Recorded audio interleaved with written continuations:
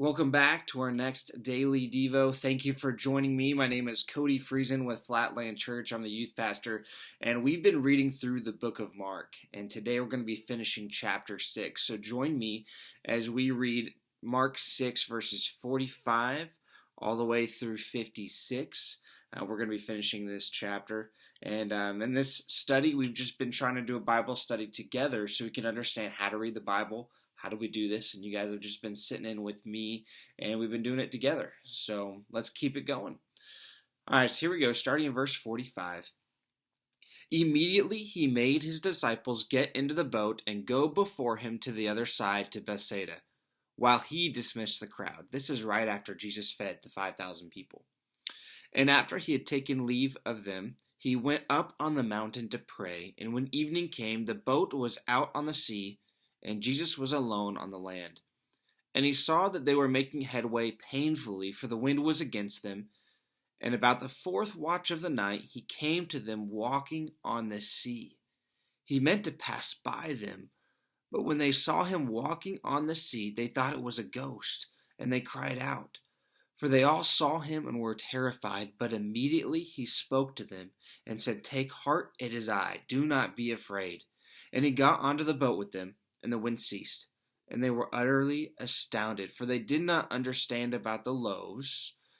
This is talking about the previous passage. The disciples didn't understand how this miracle with the loaves of bread and the fish happened, but their hearts were hardened. When they had crossed over, they came to the land at Gennesaret and moored to the shore. And when they got out of the boat, the people immediately recognized him and ran about the whole region and began to bring the sick people on their beds to wherever he was. And wherever he came, in villages, cities, or countryside, they laid the sick in the marketplaces and implored him that they might touch even the fringe of his garment. And as many as touched it were made well. There's a couple things that happen in this passage that I find pretty interesting here.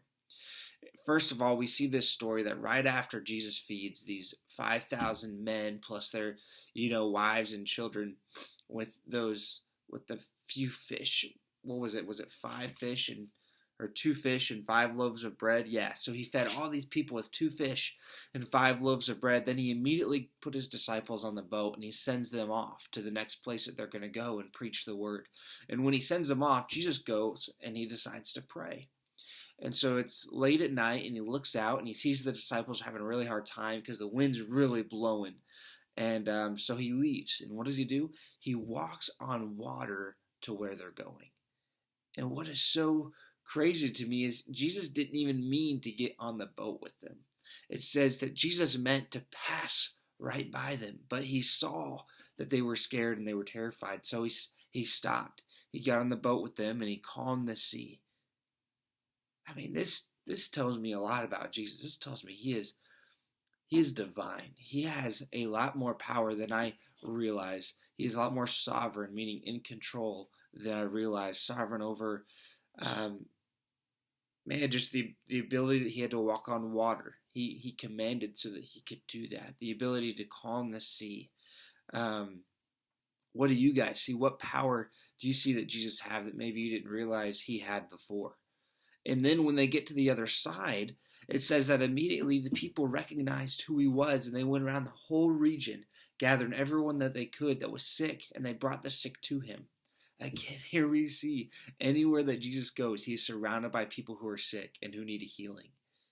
But we also find that Jesus didn't turn these people away. It said as many people touched him were made well. Jesus didn't deny anyone. And even though he's talking about sick people here coming to Jesus, I just can't help but imagine anyone that comes to Jesus in faith, seeking forgiveness of sins and seeking to have that relationship with him, none of us are going to be turned away. Jesus is going to have that relationship with each one of us. So as we finish today, I just want you to spend a moment, first of all, writing down, what did you learn about Jesus today? What about his character? What does this passage teach you about Jesus. And then I want you just to spend some time in prayer, thanking Him that God and Jesus have this relationship with you, that they did not turn you away. So thank you for joining me. I'm looking forward to chapter 7 as we move on. So we'll see you guys tomorrow. Until next time, see ya.